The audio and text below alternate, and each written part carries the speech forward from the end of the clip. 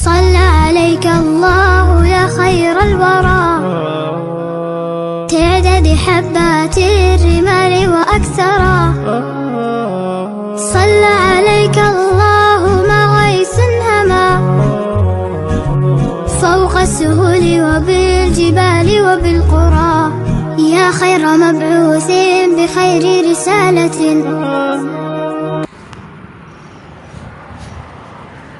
حامدا ومصليا أما بعد بسم الله الرحمن الرحيم نبی کریم صلی الله علیه وسلم د محنت کون کی او مزدورکار د پاره د رحمت دعا کړی ده.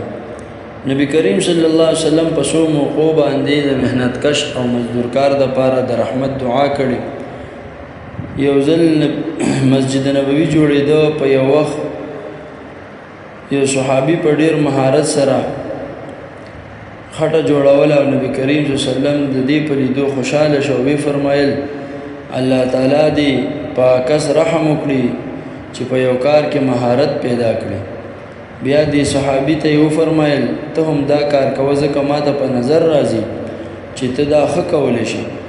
یو ځل حضرت علي رضی الله تعالی عنه یو یهودنۍ ښځې له په مزدورۍ باندې د کوی نه اوبه راویستې د هرې بوقې راویستلو په عوض کې په یوه قجوره ورسره خبره شوې وه.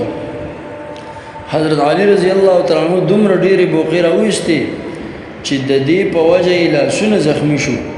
کله چې د کار نه فارغه شو قجورې د ځان سره راواخیستې او د رسول الله صلی الله علیه وسلم په خدمت کې حاضر شو.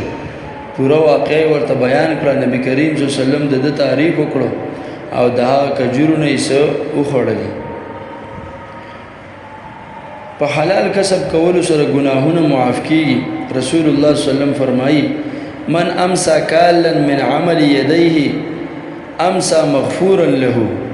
رسول الله صلی الله علیه وسلم فرمایي من الذنوب ذنوب لا يكفرها الا الهم بطلب المعيشه.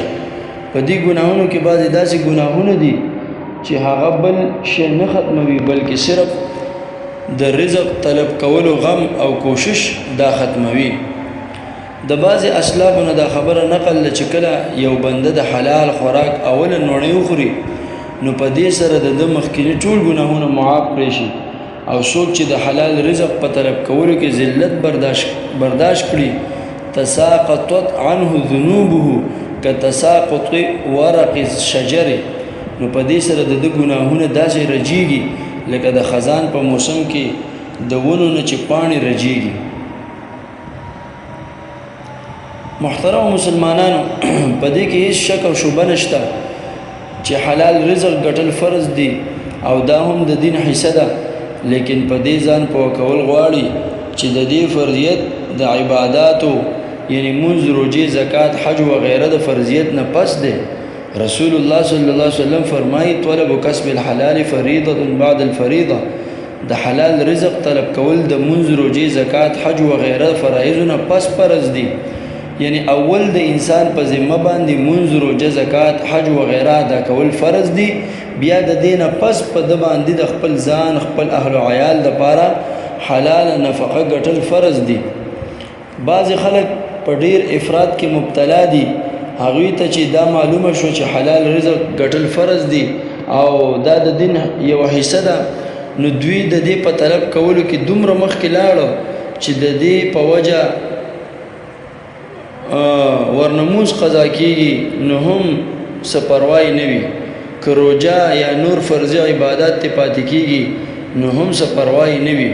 او که څوک دوی ته د مونځ کولو ووایي نو ورته وایي دا مونږ کوم حلال رزق چې ګټو دا هم د دین یوه حصه او عبادت دی.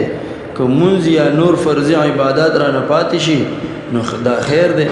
خبردار نبی کریم صلی الله علیه وسلم په مذکوره حدیث کې صراحتاً دا وفرمایل چې د حلال رزق ګټلو مرتبه د مانځه او نور فرضي عباداتو نه پس ده. اوس که د فرضي عبادات او حلال رزق ګټلو په منځ کې ټکراو راشي نو ترجیح به د فرضي عباداتو ته ورکولی شي. بیا په دویمه مرتبه کې به د حلال رزق ګټل وي. بل دا چې حلال رزق ګټل د انسان مقصد اصلي نه دی بلکې دا یو ضرورت دی. د همدې ضرورت په بنیاد په قرآن کریم او حدیثو کې د دې د طلب کولو ترغیب بیان شوی، بلکې د انسان مقصد اصلي د الله جل جلاله عبادت او بندگی ده.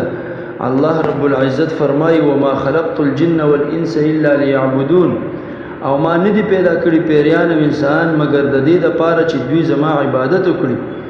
د فارسی ژبې یو شاعر وایي زندگی آمد برای بندگی، زندگی بے بندگی شرمندگی.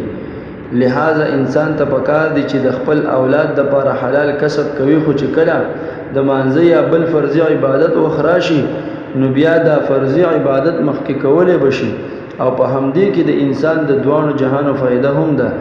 ځکه الله جل جلاله به په دنیا کې د ده په کسب کې برکت واچوي او په آخرت کې به ورته لوړې مرتبې هم ورکړي.